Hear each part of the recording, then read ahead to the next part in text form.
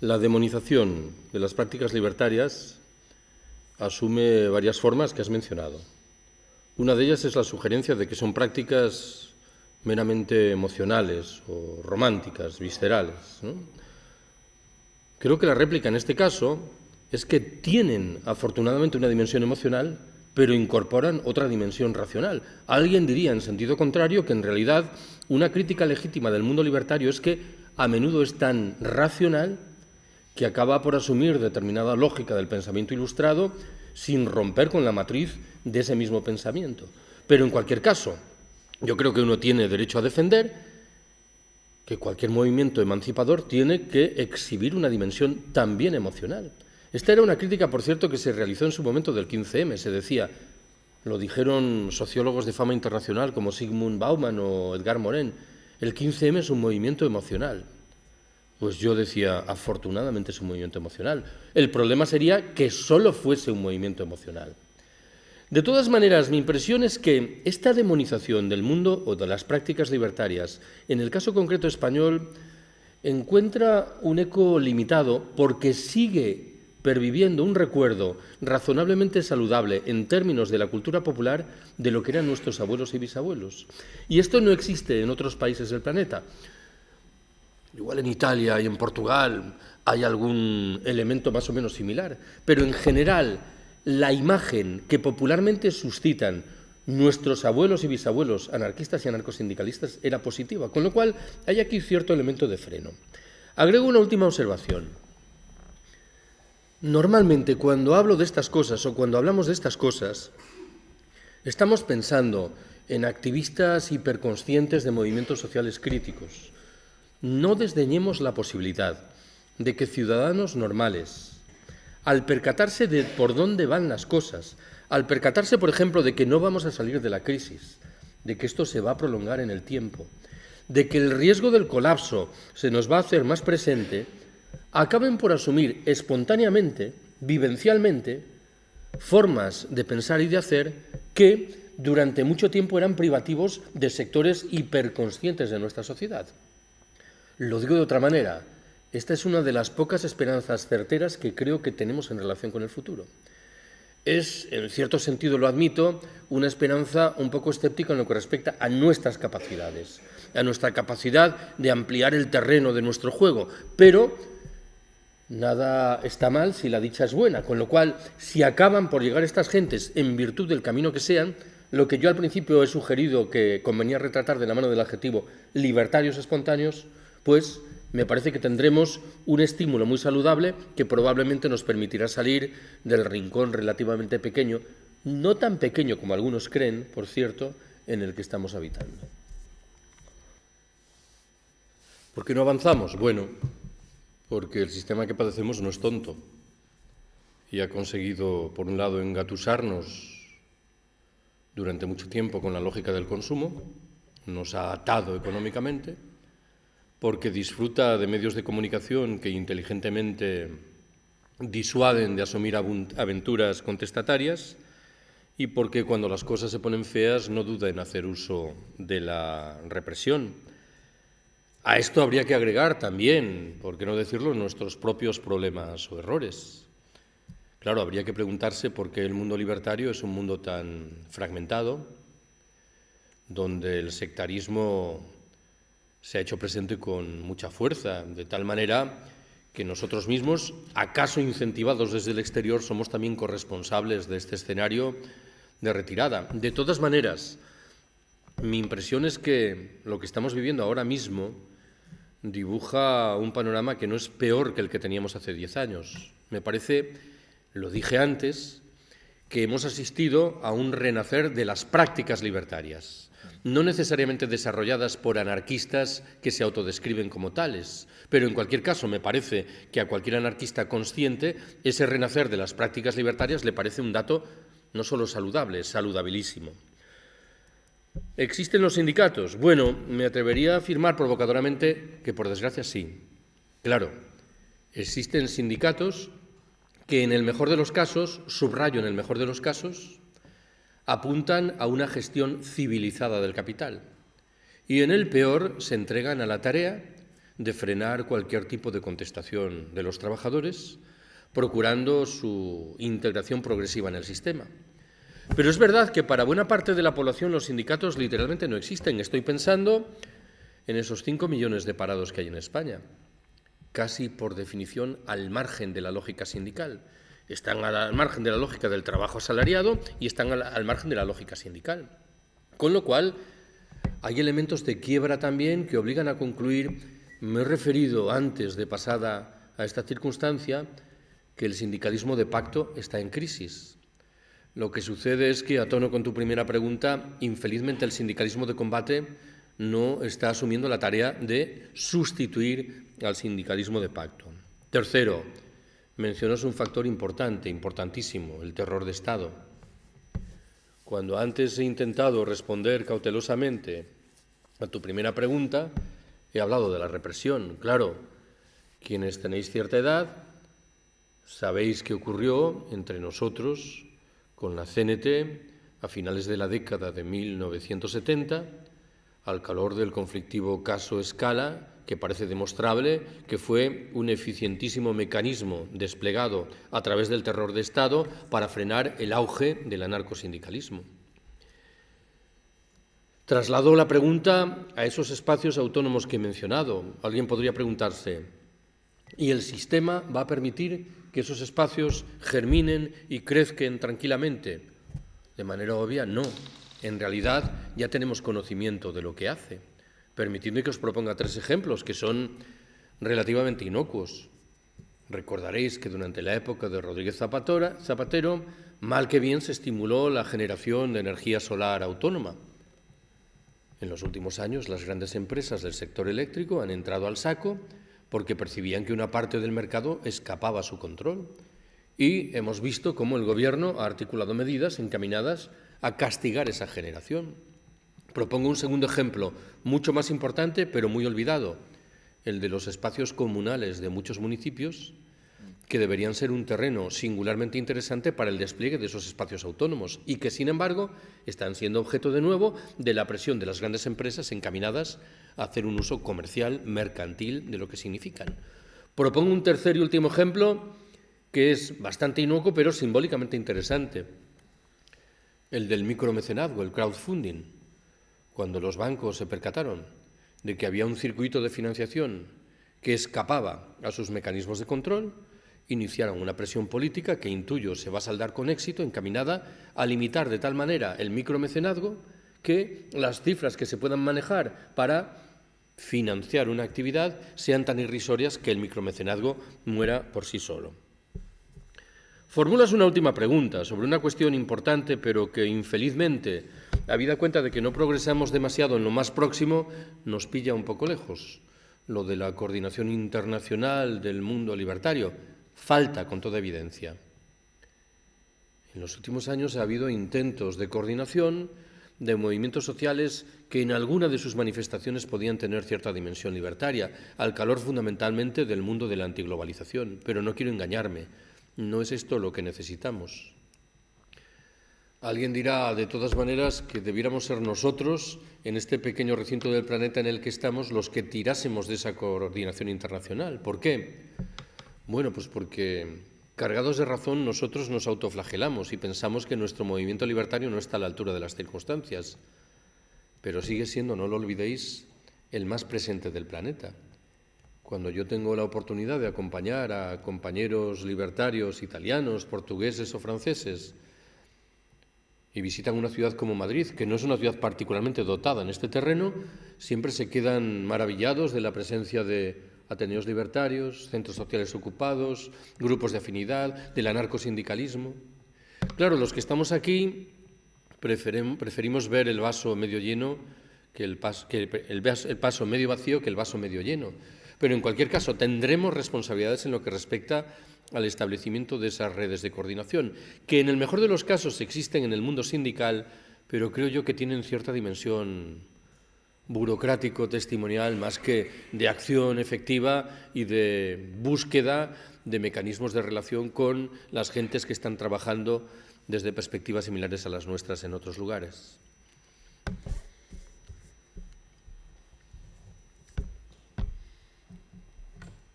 yo quería enlazar un poco con una pregunta que te hice hace, en 2011, pues hace 4 años.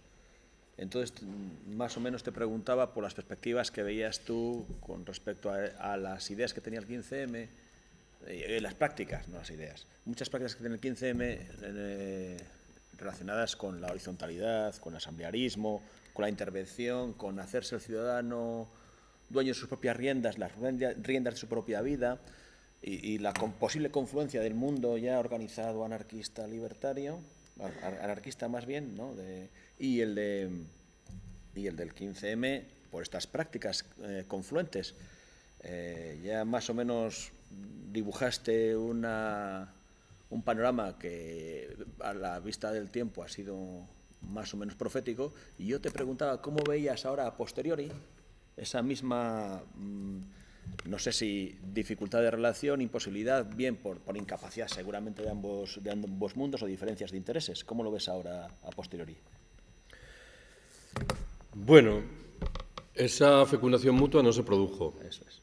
O se produjo de manera mucho menos notable de lo que muchos esperábamos. ¿Por qué no se produjo? Bueno, pues por 2 razones. Una, porque buena parte de la gente que estaba en el 15M decidió emigrar hacia proyectos políticos convencionales y decidió abandonar lo que muchos entendíamos que era un movimiento de perspectiva de largo plazo, que no tenía ninguna condición cortoplacista y que cuando decía no nos representan, lo decía ontológicamente, no queremos que nadie nos represente. 2, porque en el propio mundo libertario hubo actitudes de desprecio hacia el 15M, que ciertamente no era un movimiento perfecto, pero que yo creo que aportaba herramientas e instrumentos de presencia en la sociedad que eran extremadamente interesantes, con lo cual intuyo que también hay una parte de muchos de nuestros compañeros, bueno, de todos, si queremos decirlo así, que no estuvimos a la altura de las circunstancias. A ver, yo te decía antes, Juan, que la semana pasada estuve en Móstoles, invitado por la Asamblea del 15M. Me importa subrayar que sigue habiendo asambleas del 15M. Sí. Incluso yo me atreveré a decir provocadoramente que buena parte de la resistencia social que se ejerce en una ciudad como Madrid la sigue desenvolviendo el 15M. Lo cual en sí mismo no es una buena noticia, porque quiere decir que la desmovilización es tan dramática que un movimiento pequeño como el 15M asume un protagonismo inesperado porque los demás no hacen literalmente nada, ¿no? A mí me interesa esa gente, las que se han quedado en el 15M, porque me parece que reflejan una conciencia muy aguda de los principales problemas de articulación de un movimiento de emancipación. Alguna vez he echado mano de un ejemplo personal que me parece que retrata bien esto que quiero decir. Igual tú me lo has oído contar. En el mes de junio del año pasado, 4 semanas después de las elecciones europeas, yo me encontré en Madrid a un colega que se ha dejado la piel en los últimos años en una asamblea popular de barrio del 15M. Y le pregunté, ¿qué tal tu asamblea? Y me respondió, bueno, hasta las elecciones europeas, todos los sábados nos reuníamos 17 personas y manteníamos una actividad cierta de contestación, de reivindicación, de campañas. Pero en virtud del éxito, bien que relativo, de Podemos en las elecciones europeas, 13 de esas personas emigraron hacia el círculo Podemos del barrio. Cuando digo que emigraron, quiero significar que dejaron de acudir a las asambleas del 15M. Yo formulé entonces una pregunta estúpida donde las haya. ¿Y qué hace el círculo Podemos de tu barrio? Me respondió, absolutamente nada. Supongo que emite mensajes hacia la cúpula de la organización y se autoconfigura como un ejército de pegadores de carteles para las sucesivas campañas electorales. Me volví a encontrar a este colega en enero de este año, 6 meses después. Y como podéis intuir, fui rápidamente a preguntarle y le dije, ¿ha vuelto alguno de los 13 que se marcharon? Y me respondió, han vuelto 6. Y agregó, pero no son los mismos. Ojo, porque la riqueza de la anécdota está en esto de, pero no son los mismos. Han regresado muy quemados con Podemos, no quieren saber nada de Podemos. Pero están en el 15M de aquella manera, como quien necesita algún tipo de militancia, pero el entusiasmo, probablemente ya relativo, que había antes, se ha ido difuminando.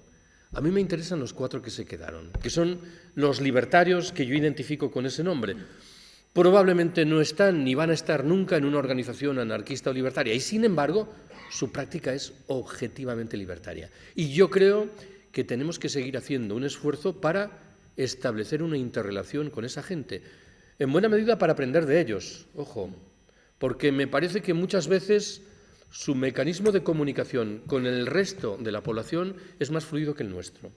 El nuestro está tal vez tan marcado por la ideología y por una historia de desencuentros que somos menos sagaces y prácticos a la hora de relacionarnos.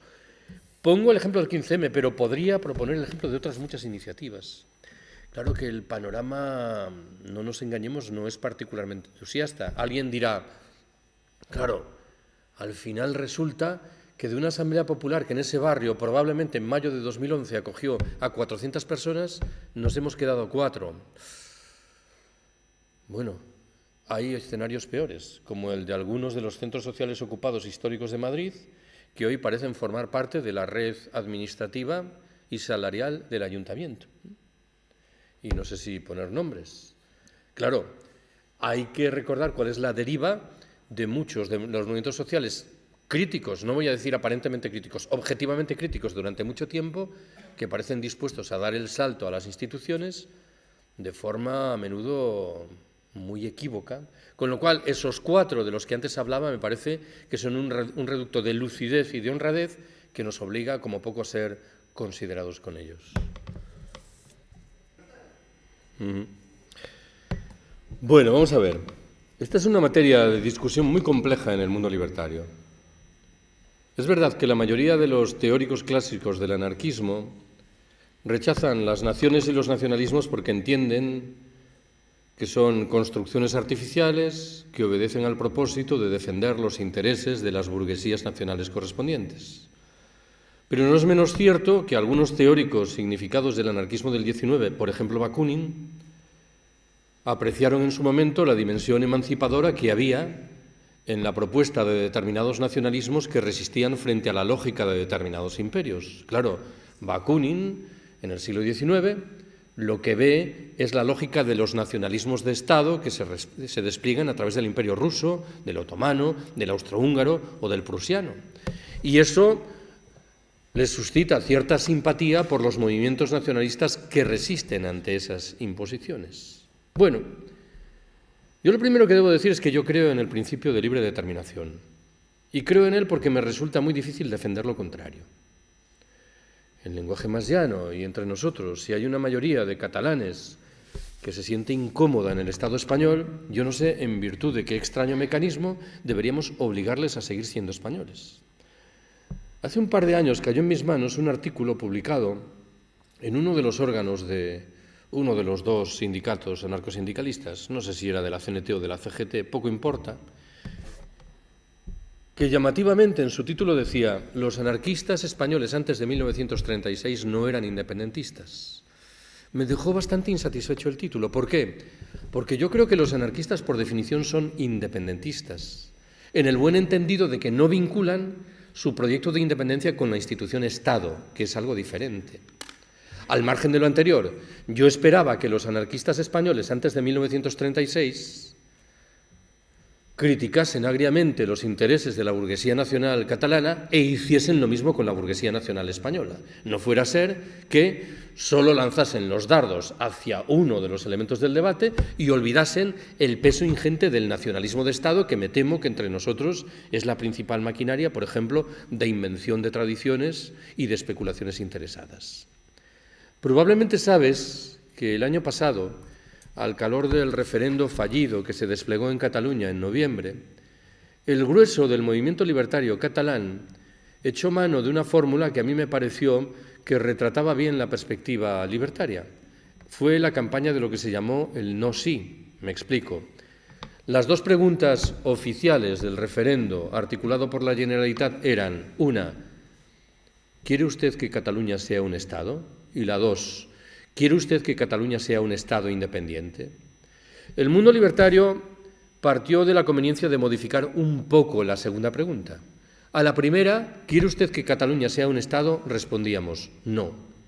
A la segunda, ¿quiere usted que Cataluña sea independiente? Respondíamos, sí. ¿Por qué no habríamos de querer que sea independiente cuando estamos defendiendo la descentralización en todos los ámbitos de la vida? A mí me parece que esta es la perspectiva libertaria, que no preciso recordarlo, fue completamente ninguneada desde los medios de comunicación del nacionalismo español y desde los medios de comunicación del nacionalismo catalán. Pero, en cualquier caso, partamos de la presunción de que este es un debate más complicado de lo que pudiera parecer y de que estamos en la obligación, en un escenario como el nuestro y en una parte del Estado en la que vivimos, de recordar el ascendiente poderosísimo del nacionalismo de Estado español. Antes se me cruzó en el discurso la expresión invención de una tradición. Probablemente algunos sabéis que es un concepto que hilvanaron varios historiadores ingleses, uno de ellos Hobsbawm, para subrayar la idea de que todos los nacionalismos inventan tradiciones, reescriben la historia pasada al servicio de su circunstancia presente. Yo nada tengo que oponer a ese concepto en el buen entendido de que creo que precisa dos matizaciones. Una, no solo los nacionalismos inventan tradiciones, todas las instituciones políticas inventan tradiciones. Recuerdo que hace muchos años cayó en mis manos un monográfico de una revista de historia catalana que llevaba un título provocador. Decía, la invención de una tradición, : la monarquía constitucional en España. Esta idea de que la monarquía en España tiene una honda raigambre democrática es una genuina invención de una tradición, que se vincula, por ejemplo, con la figura del rey Carlos III a finales del siglo XVIII. Carlos III no era un monarca demócrata, era un monarca ilustrado, que no es lo mismo. Pero la segunda de las matizaciones obliga a subrayar que todos los nacionalismos inventan tradiciones, y no solo el nacionalismo catalán, el vasco o el gallego. El nuestro las ha inventado con formidable eficacia. Yo recuerdo que cuando era pequeño, el manual de historia que yo estudiaba me explicaba que Trajano era un emperador romano español. Difícilmente Trajano podía ser español. España es una realidad política que emerge en el siglo XV o en el siglo XIV. Dígase que Trajano nació en el territorio de la actual España, pero español no era. Ese mismo manual de historia, sin embargo, le negaba llamativamente la condición de español a Abderramán III, el califa de Córdoba. ¿Por qué? Porque era de una rama torcida que no correspondía ser incorporada al caudal de nuestra cultura nacional. Bueno, conviene que recordemos esto, porque a menudo, cuando hablamos de los nacionalismos, inmediatamente se nos viene a la imagen el nacionalismo catalán, el gallego o el vasco. Bueno, recordemos que aquí tenemos presente, hondamente asentado, un nacionalismo silencioso que sospecho que es paradójicamente mucho más agresivo que los otros de los que hablamos con tanta frecuencia.